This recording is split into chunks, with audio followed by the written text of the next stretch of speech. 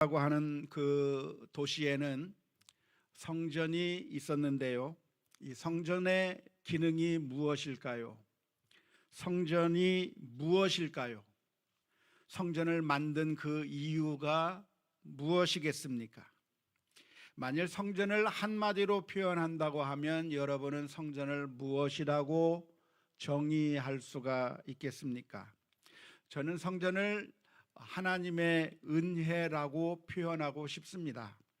왜냐하면 죄로 인해서 더러워진 인생이 하나님을 만날 수가 없는데 하나님께서 만나 주시겠다고 한 곳이 성전이기 때문에 그렇습니다. 더러운 인생이 하나님 앞에 나아갈 수 없는데 하나님께서는 나아갈 수 있는 길을 만들어 주셨습니다.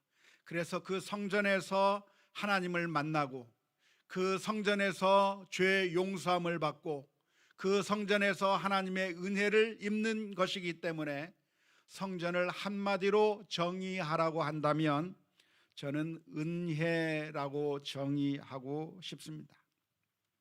성전이라고 하는 것은 사람이 고안에 만들어낸 것이 아니라 하나님께서 만들라고 하신 것입니다. 우리가 잘 아는 것처럼 이스라엘 민족이 애굽에서부터 해방되어서 가나안 땅으로 가는 그 과정 가운데 하나님께서 명령해 주셨습니다. 모세를 향해서 명령하시기를 너는 성막을 만들어라 그랬습니다. 성막을 만드는데 사이즈는 어떤 사이즈로 할 것이며 재료는 어떤 재료를 쓸 것이며 성전 안에 들어가는 기구들은 무엇을 만들 것이며 하면서 하나님께서 그 성막에 대한 자세한 조감도를 일일이 알려주셔서 만든 것이 성막이었고 그 성막이 계속해서 발전된 것이 성전이라고 할 수가 있겠습니다. 하나님께서는 그 성막을 만들어 주시면서 내가 너희와 함께 하겠다는 것을 보여주신 것이죠. 광야 40년 동안에 이스라엘 민족이 혼자 가는 것이 아니라 내가 너희들과 함께 같이 가겠다라고 말씀하시는 것이 성막이었고 그리고 내가 너희들을 만나주겠다 말씀하신 것이 바로 그 성막이었습니다. 따라서 사람들은 성전에 나오면서 죄 용서함을 받고 성전에 가서 힘을 얻고 성전에 가서 문제의 해결을 얻는 그리고 하나님의 은혜를 받고 다시 일상으로 돌아갈 수 있게 만드는 것이 바로 성전이라고 할 수가 있겠습니다. 그런데 우리가 오늘 요한복음 2장의 말씀을 읽었는데요, 오늘 본문의 말씀에 보면 수많은 사람들이 그 성전 안에 몰려드는 것을 볼 수가 있습니다. 수많은 사람들이 성전 안으로 몰려들었는데 그 사람들이 왜 몰려들었는가? 성전의 원래 목적, 하나님을 만나고 죄 용서함을 받고 거기서 새 힘과 용기를 얻는 그런 목적으로 성전에 나간 것이 아니라 성전의 원래 목적이 아닌 다른 목적을 위해서 그 자리에 있는 사람들이 있었던 것입니다. 누군가요? 오늘 말씀해 보면 장사하는 사람들입니다. 거기서 소를 팔고 양을 팔고 비둘기를 파는 사람들이 그 자리에 있었고 뿐만 아니라 돈을 바꾸어주는 환전상들이 그 자리를 차지하고 있었는데요, 이 사람들이 그곳에 있는 이유가 무엇이겠습니까? 그들은 그곳에 하나님을 만나러 간 것이 아니라 사람들을 만나러 간 거죠.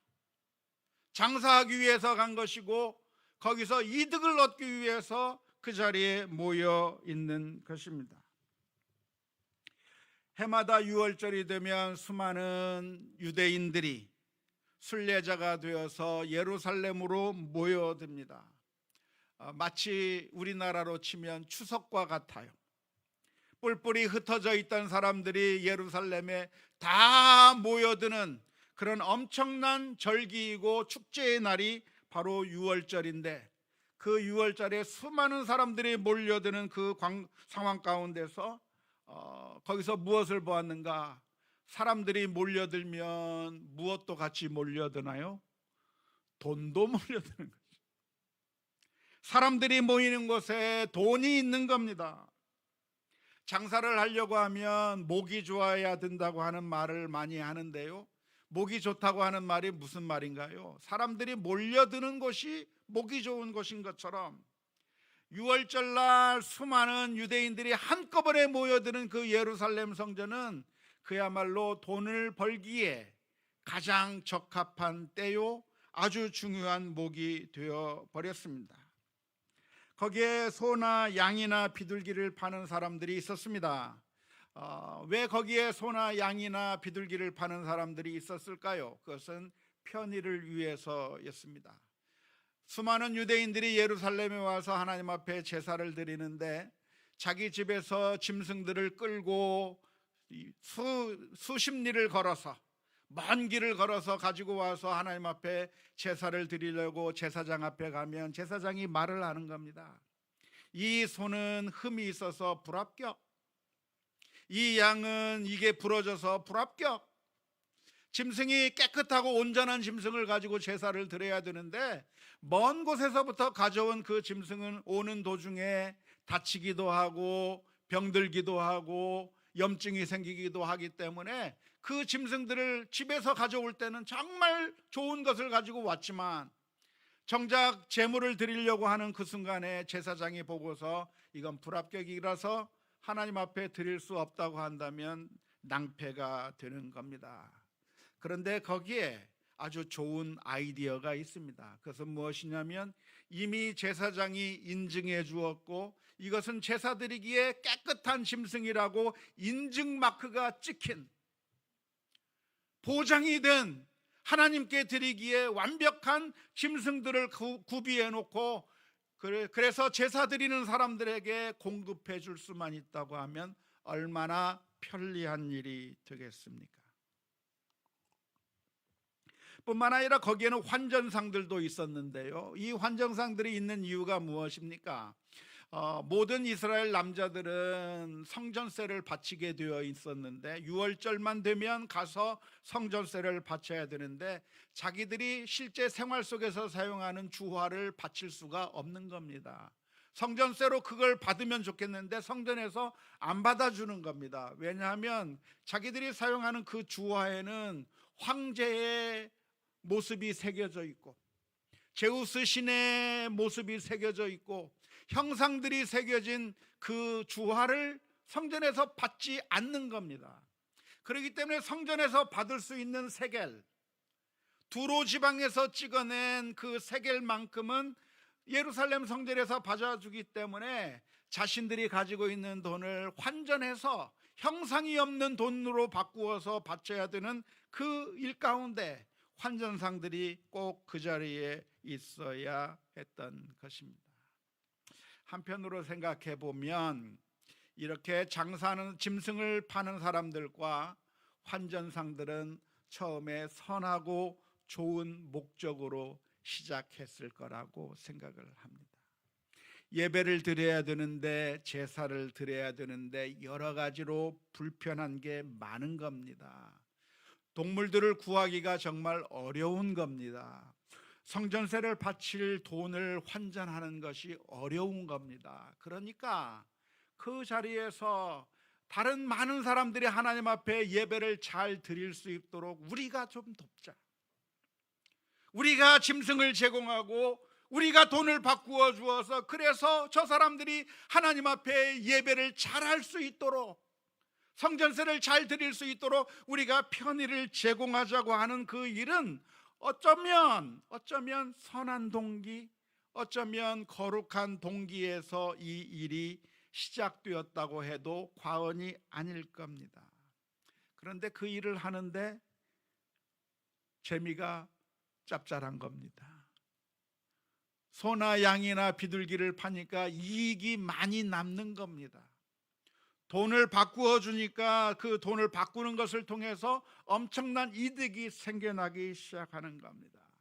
그래서 아마도 처음에는 순수한 동기에서 시작했을런지는 몰라도 시간이 지나면서 정착이 되면서 그것은 하나의 큰 이권이 되었고, 어쩌면 제사장들이나 아니면 그 서기관들이나 이런 사람들하고 결탁을 해서 더 좋은 자리에서 더 많은 것을 팔 수 있는 그런 이권이 그 자리에 개입이 되었을 가능성이 있는 것입니다.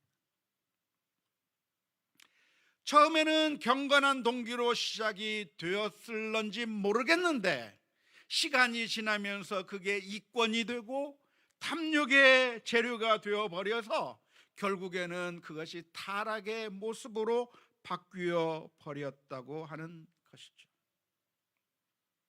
그런데 이런 일들이 2000년 전 예루살렘에서만 일어나는 것이 아니라 오늘날 우리들이 하나님 앞에 예배하고 있는 바로 이 현장 가운데서도 똑같은 일들이 반복될 가능성이 있습니다.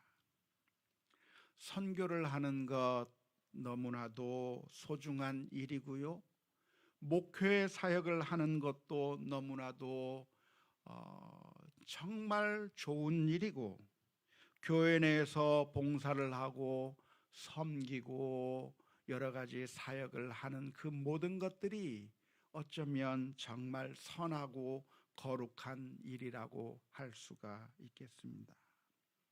하지만 모든 선하고 좋은 일, 거룩한 일, 주의 일이 그 자체로 끝까지 거룩한 것이 되는 것이 아니라 어느 순간에 타락의 가능성들이 늘 존재하는 것입니다. 우리는 너무나도 단순하게 생각해서 선교 사역을 한다거나 구제 사역을 한다거나 전도 사역을 하고 교회에서 봉사를 하고 이런 것들은 다 좋은 일이지, 이런 것들은 다 선하고 좋은 일이라고 그렇게 쉽게 생각을 합니다. 하지만 그러한 일들이 순식간에 나쁜 것으로 바뀌어 버리기 쉽고 타락하기 쉽다고 하는 점을 우리가 깊이 생각해 보아야 합니다. 그러한 것을 아주 생생하게 보여주는 예가 있다고 한다면 바로 바리새인들입니다.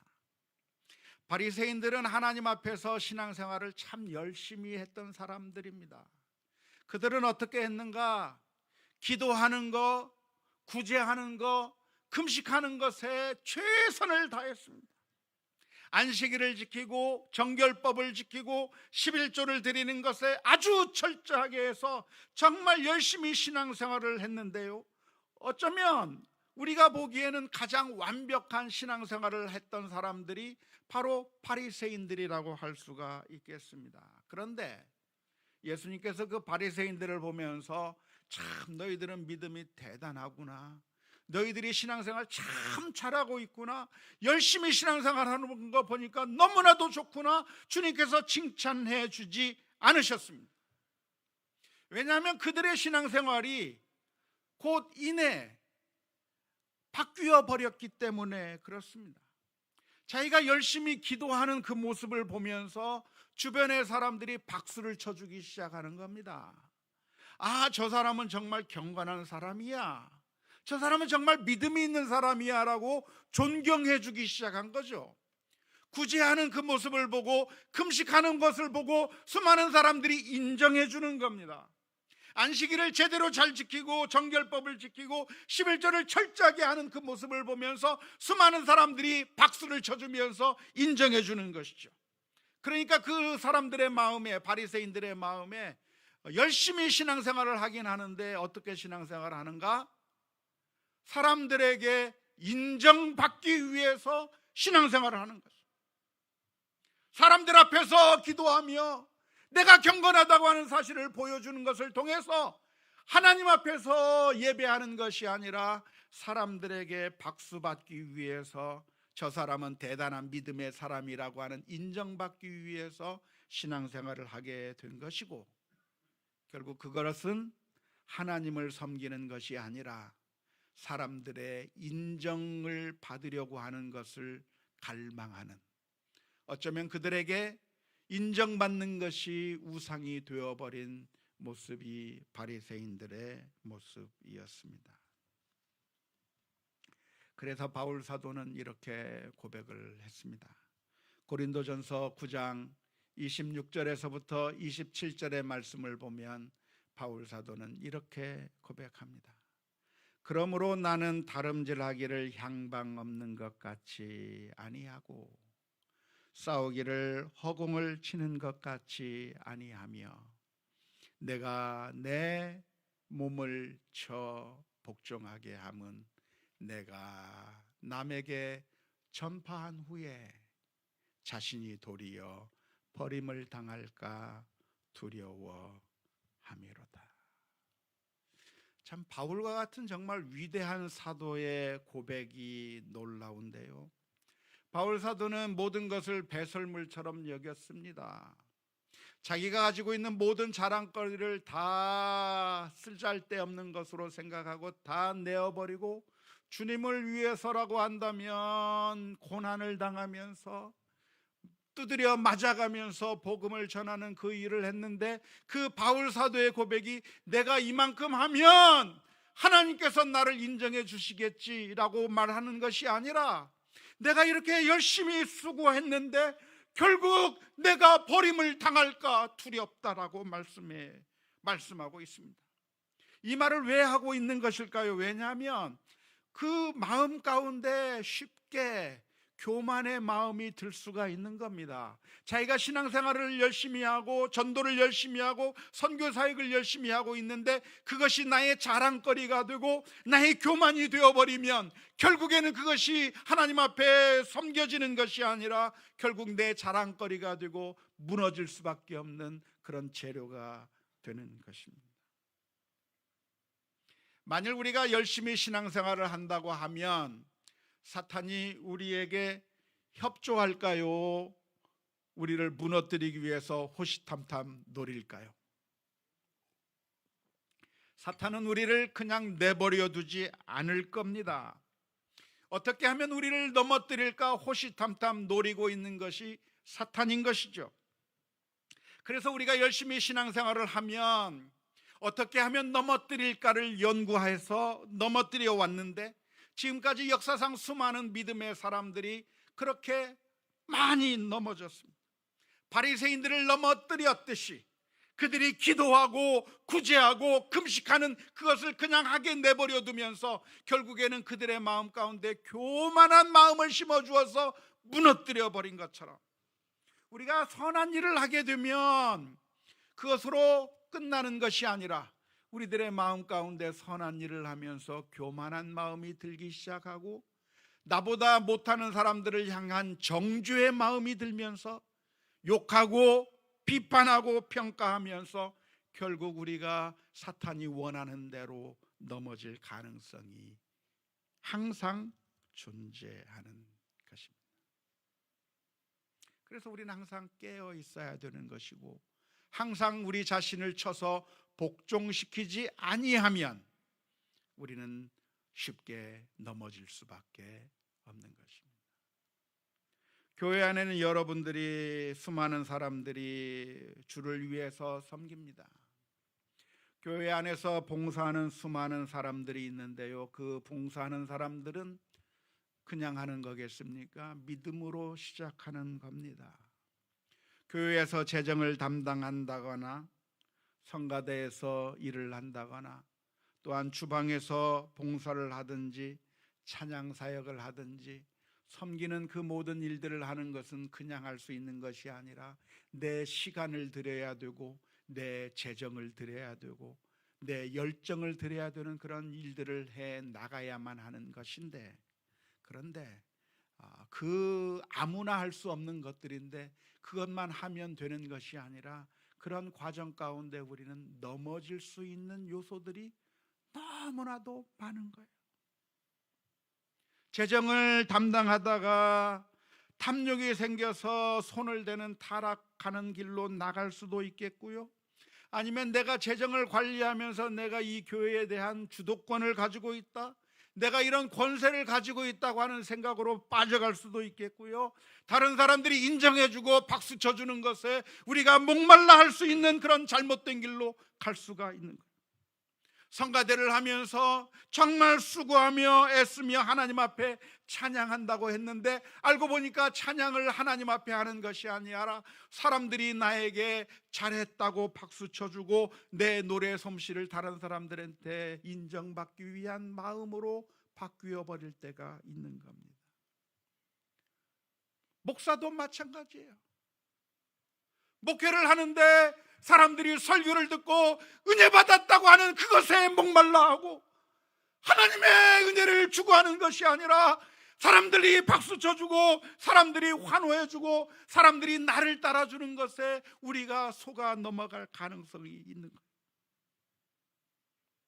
그래서 이 세상의 모든 좋은 것들, 이 세상의 모든 선한 것들, 이 세상의 모든 경건한 것들이 끝까지 경건하고 선하고 좋은 것이 아니라 사탄은 그것을 모두 다 변화시켜서 우리를 넘어지게 만드는 재료로 만들 재주가 있다고 하는 사실을 기억하면서 스스로 나 자신을 쳐서 복종시키지 않으면 내가 열심히 복음을 전파한 후에 도리어 내가 버림을 당할 수도 있다고 하는 그런 경각심을 가져야 될 줄로 믿습니다. 주님께서는 이들을 성전에서 내어 쫓으셨습니다. 내 아버지의 집으로 장사하는 집을 만들지 말라고 말씀해 주셨습니다. 그런데 우리가 이 이야기를 읽으면서 주목해 봐야 될 부분이 하나 있습니다. 그것은 무엇이냐면 이렇게 소나 양과 비둘기를 팔던 사람과 환정상들이 어디에 있었는가 하는 겁니다. 예루살렘 성전은 여러 구역으로 나뉘어 있었는데요, 마치 설국열차의 머리칸과 꼬리칸처럼 성전이라고 하는 곳에는 신분에 따라서 더 깊숙이 들어갈 수도 있고 그렇지 못한 경우들도 있었습니다. 예루살렘 당시의 지도를 한번 도면을 한번 봤으면 좋겠는데요, 저기 성소가 있다고 한다면 성소 바로 옆에 있는 그 조그만 방이 지성소인데 그 지성소에는 누구만 들어갔죠? 대제사장만 들어갑니다. 그 지성소 밖은 성소인데 그 성소에는 누가 들어갈 수 있죠? 아무나 못 들어가고 제사장만 들어가는 겁니다. 그 성소에서 조금 더 떨어진 곳에서는 누가 들어갈 수가 있겠는가? 그곳은 이스라엘의 뜰이라고 하는 곳으로서 유대인 남자들만 그 자리에 들어갈 수가 있는 겁니다. 이건 성경에서 가르치는 것이 아니라 그 당시의 문화였던 것이죠. 그리고 남자들이 들어가는 뜰을 밖으로 나오면 어떤 뜰이 있었냐면 여인의 뜰이 있는 겁니다. 그래서 여성들은 저 구역까지는 들어갈 수 있는 겁니다. 그런데 이방인의 뜰이라고 하는 것도 있었습니다. 이방인의 뜰은 어떤 곳인가? 이방인들도 올 수 있는 곳입니다. 그런데 이방인들도 이 자리에 예루살렘 성전에 올 수 있는데 그 안으로 들어가려고 한다면 거기에 경고문이 쓰여져 있습니다. 이방인들이 이 문을 넘어오면 죽일 것이다라고 하는 경고문이 쓰여져 있는 그 이방인들은 저기까지만 들어갈 수가 있었는데요, 장사하는 사람들, 소, 양, 비둘기를 팔고 또 돈을 바꾸는 사람들은 저 여러 구역 가운데서 어느 구역에서 장사를 하고 있었을까요? 바로 이방인의 뜰을 차지하고서 거기서 장사를 했던 겁니다.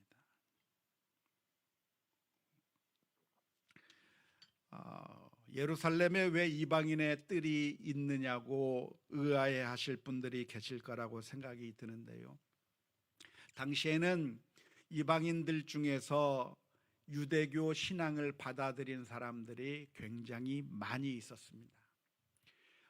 그 당시에 헬라 문화가 있으면서, 다시 말하자면 알렉산더 대왕이 전 세계를 제패하고 그리고 여러 문화가 섞이면서 나라와 나라 사이의 교류가 활발하게 이루어졌는데요, 그렇게 활발하게 교류가 이루어지는 가운데 이방인들이 이스라엘의 신앙을 보기 시작한 겁니다. 그런데 유대교 신앙을 보니까 너무나도 고상한 신앙이에요.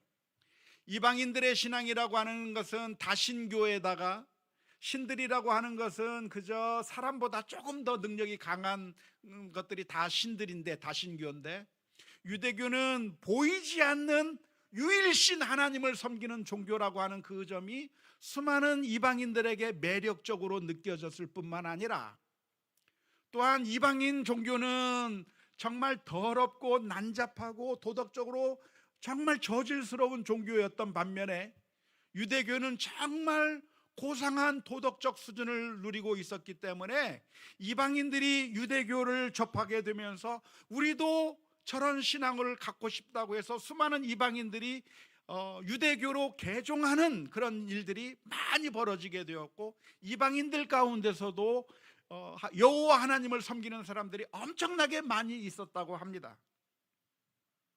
하지만 그들이 유대교 신앙을 받아들여서 할례를 받으면 유대인으로 인정을 받는 것인데, 차마 할례까지는 못 받는 거예요. 그 당시의 문화가 할례를 받으면 수치스러운 것으로 여겼기 때문에 이방인들이 할례까지는 못 받아서 이방인의 신분을 그대로 유지하면서 하나님을 예배하는 사람들이 그 시기에 많이 있었습니다. 그런 사람들이 성경에도 많이 등장하는데요. 누가 등장합니까? 고넬료라고 하는 사람이 바로 그런 사람이었고, 간다게의 국고를 맡은 내시가 바로 그런 사람이었고, 뿐만 아니라 예수님 앞에 나와서 아들을 고쳐달라고 했던 백부장, 주님, 내 집에 들어오는 것을 저는 감당할 수 없으니 말씀으로만 하시옵소서라고 말했던 이방인 백부장도 그런 반절짜리 개종자인 이방인들이었는데, 그 사람들이 어디에 와서 예배를 드렸냐면 저 이방인의 뜰에 가서 예배를 드리고 거기서 하나님을 바라보면서 믿음 생활을 할 수가 있었던 것인데요, 이 장사하는 사람들이 어디를 차지하고 있냐면 바로 그 자리를 차지하고 있는 겁니다.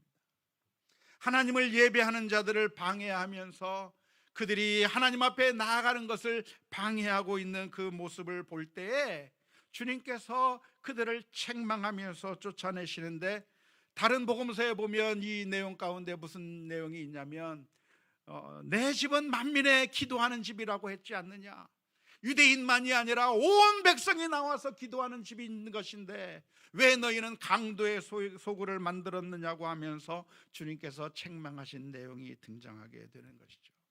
그런데 정작 무슨 일이 벌어지고 있었는가?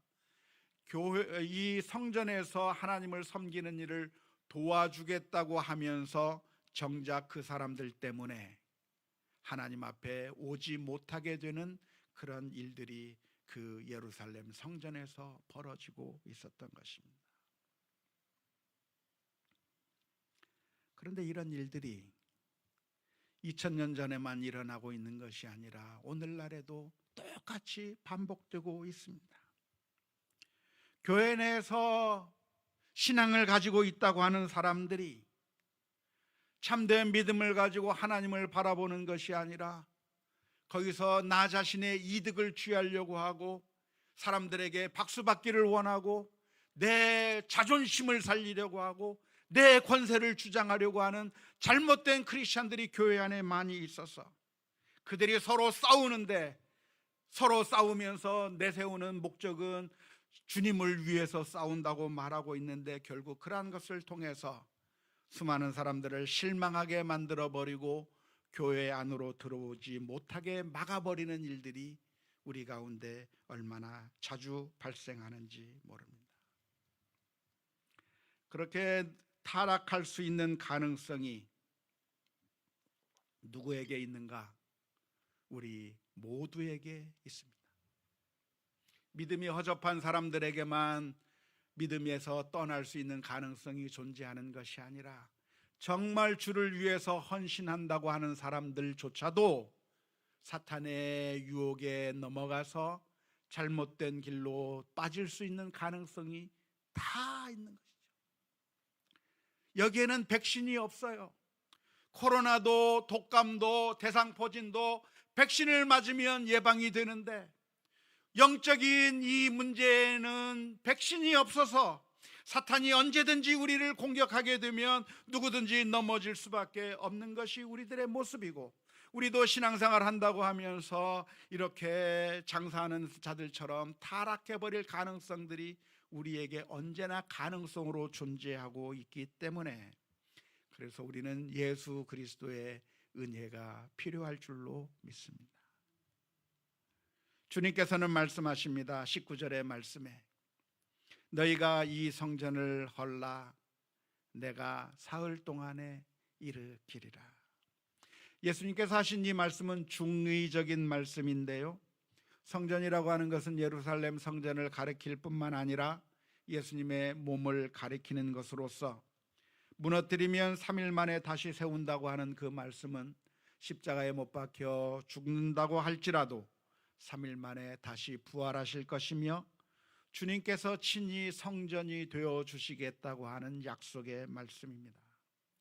주님께서 친히 성전이 되어 주셔서 성전이 가지고 있었던 원래의 목적, 하나님을 만나게 하고 늘 넘어진 우리를 다시 회복시켜 주시고 하나님과 연결시켜 주는 그 일을 우리 주님께서 하시겠다고 하는 약속의 말씀입니다. 따라서 우리는 바울 사도가 고백했던 것처럼 우리 자신을 늘 쳐서 복종시켜서 우리가 잘못된 길로 수고한 후에 버림을 당하지 않도록 우리가 조심하고 또 조심해야 될 줄로 믿습니다. 안타깝게도 오늘날에도 수많은 사람들이 교회 안으로 몰려들고 있는데요, 그런데 교회 안에 들어오는 오는 목적들이 2000년 전 예루살렘 성전에 모여들었던 사람들과 비슷할 때가 있습니다. 하나님께 예배하고 하나님을 만나고 하나님의 은혜를 구하기 위해서 오는 것이 아니라 여기에 가면 장사할 수 있으니까 모여들고, 이곳에 오면 사람들이 나에게 박수 쳐주니까 그것을 얻기 위해서 오고, 어떤 사람들은 정치적인 목적을 가지고 교회에 발걸음을 내디딥니다. 그래서 선거철만 되면 수많은 정치인들이 신앙인인 것처럼 행세를 하고 교회 앞에서 얼쩡거리고 있지만, 심지어 목사님에게 안수받겠다고 머리를 들이밀고 있는데, 그런데 그것이 그 사람들이 원하는 것은 하나님을 만나기 위해서 그러는 것이 아니라 크리스찬들의 표를 구하고자 하는 그런 이 세상적인 목적을 위해서 머리를 들이미는 것이고, 목사님들은 복음을 전하기 위한 명분을 내세우고 있지만, 그러나 정치인들과 가깝다고 하는 자신의 위상을 높이려고 하는 세속적인 욕망을 가지고 그런 일을 할 때가 얼마나 많은지 모릅니다. 어떤 사람들은 취업을 위한 방편으로 교회에 오는 것이고, 우리 꼬마아이들은 교회에 와서 친구 만나고 또 교회에 와서 놀고 아이스크림 먹기 위해서 오기도 하는 거예요. 제가 미국에서 목회할 때 보면 우리 수많은 사람들이 교회로 몰려들었습니다. 근데 왜 몰려들었는가 했더니 하나님을 만나기 위해서 몰려드는 것이 아니라 미국 생활 가운데서 미국 사람들에게 이리 치고 저리 치면서 힘들고 고통스러우니까 한국 사람들끼리 만나서 서로 사귀고 그러한 것들을 얻기 위해서 교회 안으로 몰려드는 것이죠. 그래서 이러한 것들을 다 없앨 수 있는가? 물론 우리가 처음에 교회에 발을 들이밀을 때에는 이 세상의 관심 때문에 발을 들이밀 수 있습니다.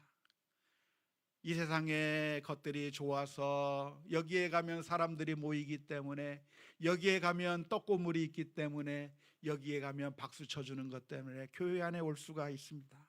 하지만 그것만 바라본다고 한다면 망하는 것이고, 이곳에서 하나님을 만날 수 있는, 주님의 은혜를 체험할 수 있는 그런 놀라운 은총이 있기를 바랍니다.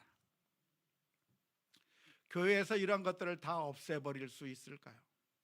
그 옛날 예수님께서 장사하는 사람들을 내어 쫓았던 것처럼 하나님을 예배하는 것을 빼고 하나님을 만나는 것을 빼고 이 세상에 잘못된 동기를 제공하는 그 모든 것들을 다 없애버릴 수 있을까요? 그래서 어떤 교회에서는 이런 것 저런 것 정말 쓰잘데기 없는 것 다 없애버리자라고 말하는 그런 교회들도 있습니다. 예를 들자면 사람들이 하나님을 만나는 게 목적이 아니라 사람들이 나를 인정해 주는 그것이 너무나도 갈망하기 때문에 우리 그런 거 다 없애버리자. 장로라고 하는 직분 없애버리고 권사라고 하는 직분 없애버리고 그냥 모두가 다 형제 자매로 부르자, 그렇게 바꾸려고 하는 교회들도 있습니다. 그런데 그렇게 한다고 해서 정말 우리는 완벽해질 수 있을까요? 그렇게 할 수만 있다고 한다면 얼마나 좋겠습니까? 하지만 그런 것들을, 요소들을 다 제거해 버린다고 해서 타락의 가능성이 완전히 없어지는 것은 아닙니다. 아무리 그 모든 잘못된 부수적인 요소들을 다 없애버린다고 해도 여전히 사탄은 우리들의 마음을 넘어뜨릴 수 있는 것들이 너무나도 많아요. 그게 불교식 해법이 불가능한 거죠. 불교식 해법은 무엇입니까? 나의 욕심, 나의 탐욕이 나를 고통스럽게 하니까 이 세상의 모든 인연을 끊어버리고 더 이상의 고통을 주는 것을 다 끊어버리고 저 산속에 들어가서 아무런 인연도 없이 그저 산만을 바라보며 거기서 참선하면서 나를 속썩이는 거 다 끊어버리고 그저 참선만 하게 되면 마음이 평안해질 거라고 생각해서 산으로 들어갑니다. 근데 산속에 들어가면 정말 나를 고통스럽게 하는 것이 하나도 없이 다 사라져 버리나요? 아니요. 그 산속에도 역시 탐욕의 거리가 있고 그 산속에도 역시 자신들을 넘어뜨리는 것이 상존하고 있는 거예요. 소유가 나를 고통스럽게 하니까 무소유가 되면 그러면 더 이상 나에게 아무런 힘든 일이 없어질까요? 아니요. 무소유라고 하는 것을 보고 사람들이 인정해주고 박수치는 거에 넘어지는 겁니다.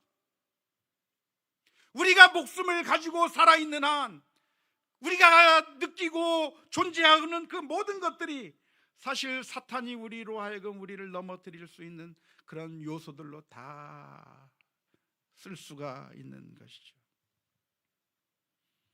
그래서 없애는 방법으로 되는 것이 아니라 우리는 예수 그리스도 앞에 나가야 하는 것이고 날마다 자신을 복종시켜야 하는 겁니다. 하나님을 예배하러 왔다가도 사람들이 눈에 보여서 마음에 시험이 들기 시작하면 정신 차리고 이게 아니지, 내가 사람 보러 온 게 아니지. 하나님을 예배하러 나왔다가 사람들이 박수치는 것에 취하다 보면 빨리 정신을 차리고 내가 이런 박수 소리 때문에 신앙생활 하는 거 아니지. 예수 그리스도의 은혜를 바라보고 하나님의 은혜를 바라보면서 다시 원위치로 또 돌아가야 하는 것입니다.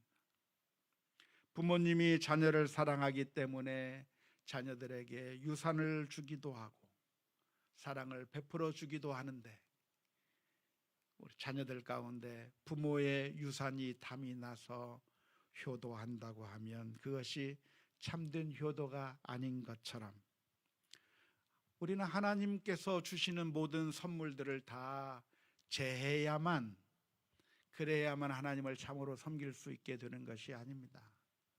하나님을 사랑하면 하나님에게서 오는 많은 은혜와 축복들이 있습니다.